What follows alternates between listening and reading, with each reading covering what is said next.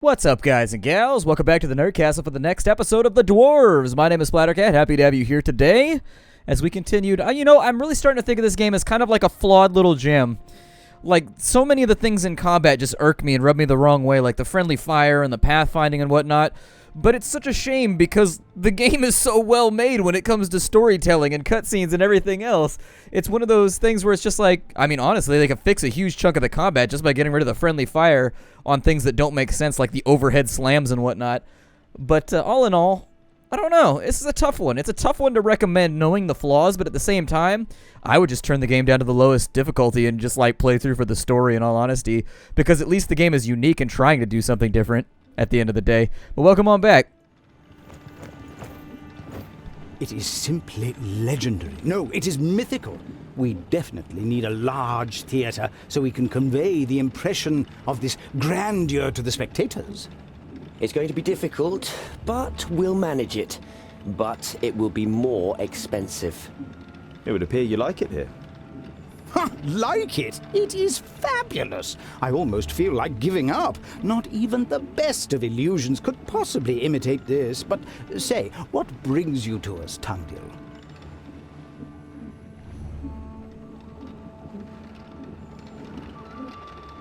Why didn't you say that Nomura is half-elf? If our spectators knew, they would run away screaming. So I'm sure you'll understand that we couldn't tell a group of armed dwarves either. You have to admit that you don't know how you would have reacted if Nomura had revealed herself in Mifadania. Fear and hatred of the Alpha is deeply rooted. You already know her, Tungdil. She has skills, but her lineage does not determine how she thinks and acts. She is the love of my life, and I would go crazy if I were to lose her. Every step from here on is more dangerous than the last. Are you sure you want to continue on our journey with us? Of course. Every story needs an end. What kind of play would it be without a third act? There is no way I'm going to let Nomura ride into battle on her own. I will be there to assist her. And how is your new play coming along? Good, very good. The band of adventurers who set off to defeat Nodon, aided by the Queen of the Dwarves from the Kingdom of the Firstlings. It's going to be a real challenge to present this story in all its greatness. Do you already have a title? I haven't decided for sure yet, but at the moment I'm thinking along the lines of the heroic dwarves and their loyal companions who opposed Nodon despite all the challenges to destroy him and save Geralda. I must go. Rest now. Rest? Haven't you seen? There are machines that keep the whole city alive. I must take a look. Hey, man, do what you gotta do, but if you're all sleepy and salty and, like, grumpy tomorrow, it's not gonna... You ever have one of those days where you wake up hella early and you're, like, wide awake even though you got, like, 3 hours of sleep? That happened to me the other night. It's such an odd thing, though, because I was super tired last night when I went to bed, and then I woke up, like, 4 hours later, and I was wide awake. So I got up, I ate breakfast, and then right around then I started to feel groggy again, and I went back to bed. Wonder what causes that, like, scientifically, you know?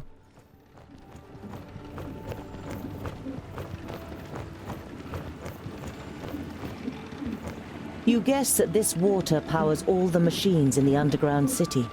A masterpiece of engineering.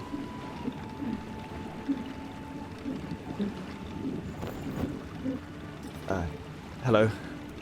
What is it, Tungdil? It would seem that a lot of important positions are occupied by female dwarves in the Firstling Kingdom. Is it not common where you come from that men and women share the duties? Of course. Among the humans and the secondlings, the women help out in the house so that the men have time for their duties. That's how it is written in the books, too. Here, posts are assigned according to the skills of the applicant, not gender. It's only natural that the most important posts are occupied by women. She winks at you and gives you a knowing glance, although the whole thing still befuddles you. What is it like living with the Firstlings? I haven't seen much yet, but many things seem to be different to life with the Secondlings in Ogre's Death. I can't make any real comparisons either. I grew up here and have never left our kingdom. I can hardly wait to see the halls of the Fifthlings. They were the best smiths before we took on the mantle. Don't expect too much. Their halls have been in the hands of the enemy for over 1,000 cycles. I read that the orcs avoid the stronghold, as if there were a curse on it. Even reading doesn't seem to be frowned upon among the firstlings. You feel at home here. But that isn't only down to the books. See you later. Wait, I thought we were leaving. I thought we had to talk to her when we wanted to go. That's what I was actually aiming for, as I was trying to get the hell on out of here. Maybe it was the throne room? I've gathered all of the metal we need for Keenfire. I'm ready to depart. You nod and then look her solemnly in the eyes. Once we set off, stay in the background, keep out of fights, and avoid all danger. The female dwarf's expression darkens. Shall we engage in a trial fight, Mr. Dwarf? No, Bifracus. No, I know that female dwarves can fight. It's because of the axe. You're the only one who can forge it. If something happens to you, we won't be able to stop Nodon. The face of the smith relaxes, and then a smile appears on her lips. I can look after myself. Those stout dwarf ladies, although they're beardless. I like the female dwarves that have beards. Those are the best ones.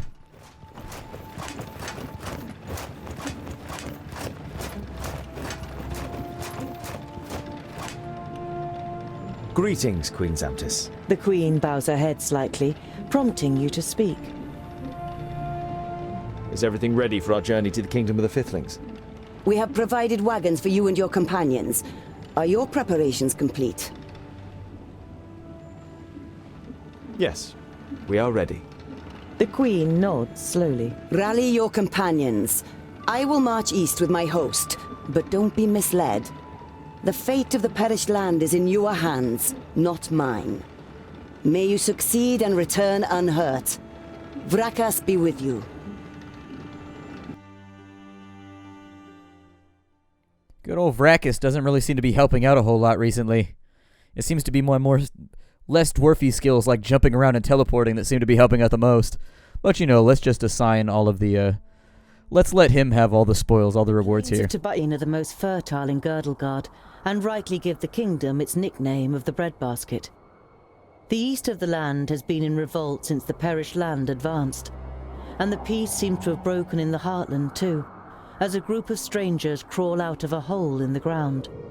Why don't we just look for a tunnel that hasn't collapsed? And what if we don't find one? If we're overground, we at least know that there's a way, even if it's dangerous. Let's go. Oh, I guess it applies all that XP that we got in town now. Alright. As far as the game goes, we've got to go to the northeast, so let's just go to Pennyfield. Ruda is, contrary to what the name suggests, a large city. If Rodario is to be believed, more than 70,000 people live here, a number that you find it hard to even imagine. But while you walk through the streets, you don't doubt that it's the truth. Never before have you seen such huge masses of people. If we are looking for somewhere to quench our thirst or for a roof over our heads, then I would recommend the Golden Well Tavern. And we can find everything we need for the rest of our journey at the big market. Just say where you want to go, Tungdil, and I'll show you the way. Rodario is like our automated menu when you call the DMV. For the big market, press 2. Say 2. Actually, it's say 2 now. It used to be push. It used to be push tone or whatever, touch tone. Now it's more like, say 2. The big market at the city's south gate certainly lives up to its name. You have never seen a market on such a scale. Stands, large and small, as far as the eye can see. Everything you could possibly need can be found here, as well as plenty of things that seem to have no use at all.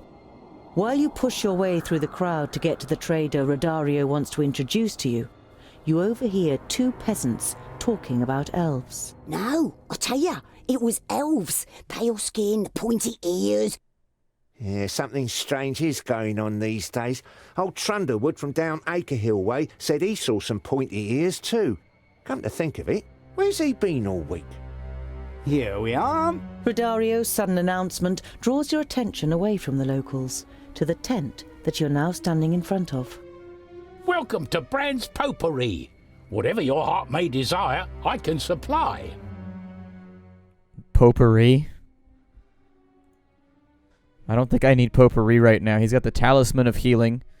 So you got a 10% chance to regenerate 20 health during an attack. Talisman of Attack. I've got to sell off some of my stuff, though, too. Let's go ahead and get rid of the pearls. We will get rid of the alabaster statues. That has no value, so I'm not going to worry about it. We'll sell that. We do have the golden shield, which we can get rid of as well, although I think we carried somebody to safety on that thing, which was kind of a cool interaction, although I don't know if that's actually what truly happened. If I sell that one, I can upgrade to that one right there, and it only cost me 800. That'll put me at...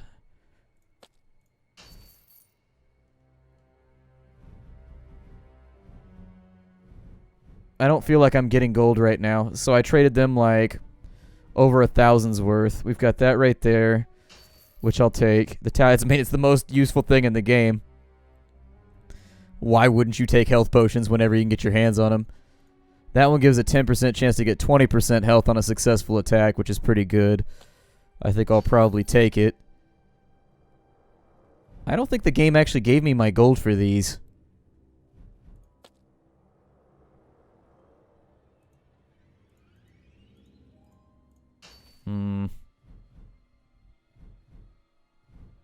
Increases the damage of special attacks by 60%. That's pretty good too. I will also take that item, and then we will fill up on supplies, and we will call it a day. We will continue on our way. I don't really want to spend too much. There's the golden well, and he wanted to go, so I guess we'll go. You follow Rodario through the lively streets until he reaches a run-down 2-story building. You hope that this dump isn't the tavern that Rodario recommends. You prepare yourself for the worst, but the inside of the tavern surprises you all. The walls are clad with dark, finely ornamented wood. The floor is clean, the tables are weighed down with good food, and a hot fire is burning in the fireplace. One should never judge a book by its cover. The guests look you over full of curiosity, and many nod a greeting. The haggard woman behind the bar greets you loudly. Rodario, you old rogue! What are you doing here? And you've got dwarves with you! I don't see one my whole life and then several come along in the same month. We are on an important mission, Madame Flori, and could do with a place to stay the night. Rodario introduces you and negotiates a good price for a few beds and a night's lodgings. Sorry for asking, but you said you'd seen some other dwarves recently. You're thinking of Gandagar's group and wonder whether they might have reached the kingdom of the Fifthlings already. Yes, a nice bloke from the west. Paid for his room for a month in advance and then disappeared. Travelling lights. The landlady's expression darkens. That was 3 weeks ago. If he doesn't come back soon, I'll have to release the room. You give Namora a sign and sneak onto the first floor. The half-elf appears moments later. To your surprise, she has Balandis with her, who must have caught something of what was said. I want to know who the dwarf who is sneaking around here is. Perhaps he belongs to Gandagar's group. After apologizing to various guests for intruding, you are left with just one untried door. Namora picks the lock, and you enter the room unseen. The room is bigger than all the rooms in the tavern you have seen so far, and all just for one guest. There are maps, various pieces of notepaper, and 3 notebooks on the table. The notes are partly written in Dwarvish, and partly in the language of humans. The 3 of you scan through them, until Balandis draws your attention to a map, on which the route from the kingdom of the Firstlings to the kingdom of the Fifthlings is marked. What would make a firstling travel to the perished land, or even to the kingdom of the Fifthlings? You believe you've found an explanation. Here, this letter. I have found a way, but I don't know if I will return safely with Star Slasher. That's why I leave to you, dear Barris, my notes, may you, and so on. Star Slasher? You have come across this name in the notes a few times already, but you just shrug your shoulders and throw the letter back onto the table in disappointment. You had hoped to have found out some news on the whereabouts of the other group. A sword. Apparently it was given to Giselbert I and I by a caravan travelling from the other lands. It seems we're dealing with a treasure hunter. Alright, let's continue on our way here. I'm gonna go to there. The long marches over flat country are wearing you down. To distract yourself, you join Boindil. How about a joke? Oh, do you know the one about the orc and the dwarf, scholar? You shake your head. So, an orc comes up to a dwarf and says, Look out, we're not alone. Before you can prepare yourselves for an ambush, a small figure is already at your side. I finally found you again. You have to help me. You immediately recognize the dark-haired female, Geralda, who attacked you in Wayan. Your companions draw their weapons. I'm not here to fight. I'm sorry for the misunderstanding, but you have to help me. There's an Alfar camp in the area, and they're experimenting on dwarves. To emphasize her words, she holds up some bones that are ornamented with carvings. I don't trust her. I think we gotta kill her. Do you think she would have held back and not killed us had we lost that fight? That's just the way that I would posit it.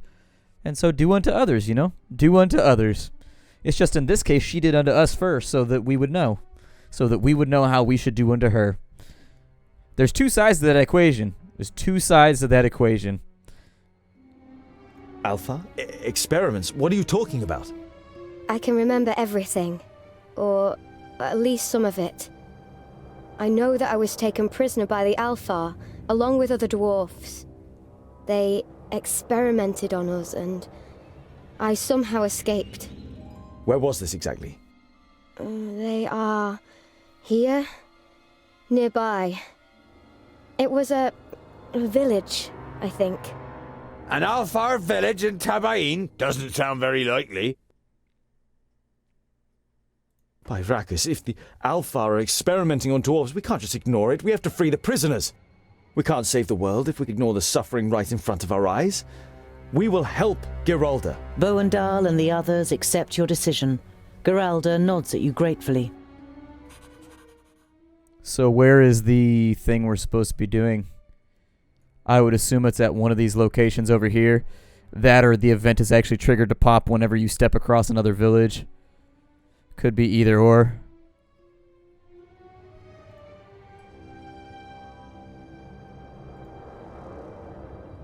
When you reach Acre Hill, there isn't a single villager in sight. An uneasy feeling creeps over you, which finally turns into certainty when you see red paintings on the walls of the houses. Alpha. As expected, you don't find any survivors. But there are also no undead. The perished land has not yet advanced this far. You discover some footprints on the northern edge of the village. It was orcs. Looks as though they waited here while the point ears wreaked havoc in the village. It seems like they moved on towards the north. The pictures, painted in blood, tell the horrifying story of how the Alfar came to the village and killed the inhabitants. You also find a few elaborately carved bones, some larger ones, like those of humans, some smaller and stronger, like those of dwarves. When you reach the other end of the village, disgust is written in the faces of your companions. None of you says a word. You gather all the bones you can find together and burn them. You wash over the paintings with water from the well. You weren't able to prevent this gruesome incident, but you don't want to leave a single trace of it behind. Alright, let's go to a town next. Why not? You walk through the villages that once blossomed, but are now deserted due to the advance of the perished land. The colour has drained away from the wood of many of the houses, just as it has from the countryside itself. A carpet of withered plants rustles and crackles under your feet. You don't know if the perished land can ever be driven away again, and even if it can, it is questionable whether people will ever live here again. You sigh, and try to drive these dark thoughts away from your mind.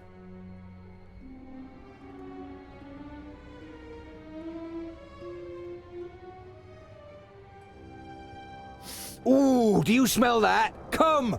Oink, oink! Without even waiting for you, Boindil runs over the hill and disappears behind it. You follow him.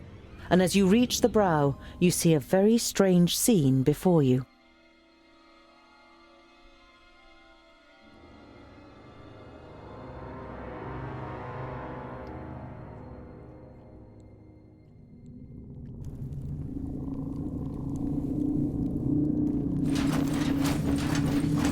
I told you you shouldn't touch them. But I was hungry. But I was hungry. This dude's a badass, so I'm bringing him. We'll drop him for now. We'll take him. Don't want either of them. Probably take him and him. That sounds like a pretty good group right there. Seems like it'll work. We'll put healing potion on you. Put healing potions on you. Put big ol' healy things on you. And then you can have, oh, I don't know, a special damage increaser, I guess. Sounds pretty solid to me. It's kind of sad how good healing potions are in this game. Like, they're ridiculously good considering that you just automatically lose if anybody hits 0 HP. Kill all. See, why is our health not at full? What's up with that? That's very concerning. I don't understand. I don't understand at all why our health is not at full. So you do your thing over here. You help out over there. You attack that camp. And you keep anybody else from kind of smashing their way into here. Alright. Wow, your health is already quite horribly. Let's see, he opens his vent, he throws them conically in front of him into a panic. He can do a mighty kick. Yeah, you know, I'm okay with the kick move. Let's do a kick move. He's gone into a blood rage, which is a little unfortunate. We'll keep him on attack for right now. You, sir, start with the undead. If there's anybody else you can finish off, by all means, finish them off. You help out along this corner. Boindil is doing his thing, being all ridiculously jazzed over here. Wow, that was a big hit. He is, however, surrounded, so I'd like him to fight along a common front. You, by comparison, should be whacking everybody you can, but also staying the hell away. That's stunned. I'll probably use Tungdill to get after these archers. So Tungdill, go do your thing. There we go. Knock a couple of them down. Perfect. And then you finish off that archer right there. You, sir, how are we doing over here? You've got a bunch of undead and random shit going on. Taken out.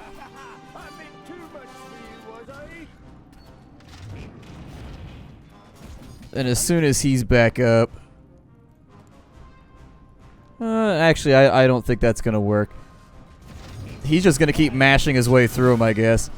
And then I'm going to have him fall back for a minute. No, you, sir, are not looking amazingly well put together. But there's not really that many enemies left anyways. So I'm going to have you fall back to a corner real quick and regenerate. Boindil, you've got responsibilities.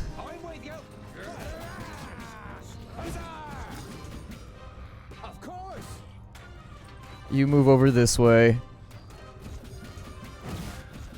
The only person that I'm actually concerned about... there's more of them coming in. Great. You fall back over to there. And what is Tungdill doing? Oh, Tungdill's holding off, like, the entire army over here.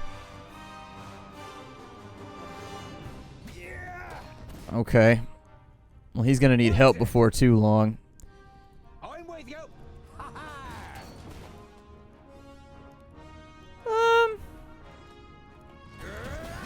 You know, give me some kills over here. There you go. As soon as he regenerates, we'll be alright.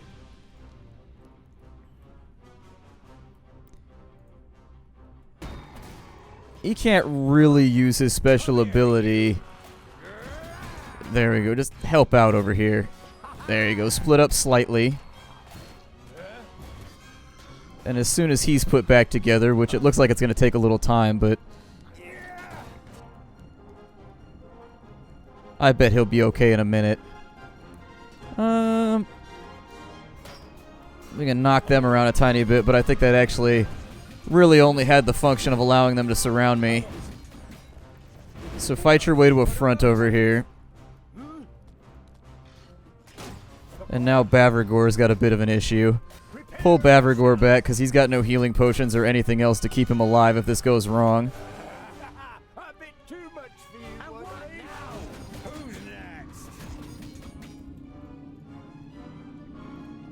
You fall back.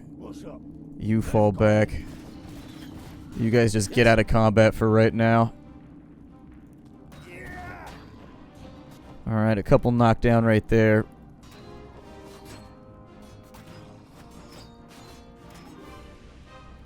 A large healing potion. Drinking it restores a lot of HP. That did nothing. I hate to be the guy to point out, but nothing happened when he drank that potion.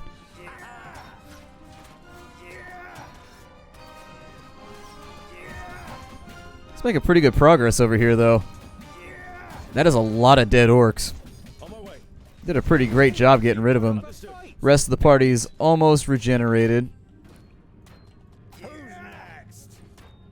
And honestly, if we just sit right here and farm them as they come across this bridge, we'd probably be in better shape. Yeah, you guys do your thing over here, and I'll just have the rest of the party hang out and regenerate for a minute. The potion didn't do anything, though, when I drank it. It said a large amount of health points, and a large amount of health points we did not get. Still got a lot of undead left to mess with, but everybody else is back up. You guard the bridge in case they come from the other direction. You stop that, go over there and mess with them so you're cleaving everybody and it's not being helpful.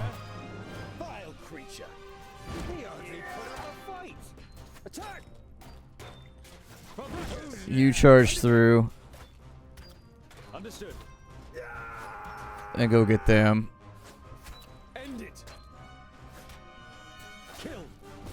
Not entirely sure why you're doing nothing, but I'd like for that to not be the case anymore.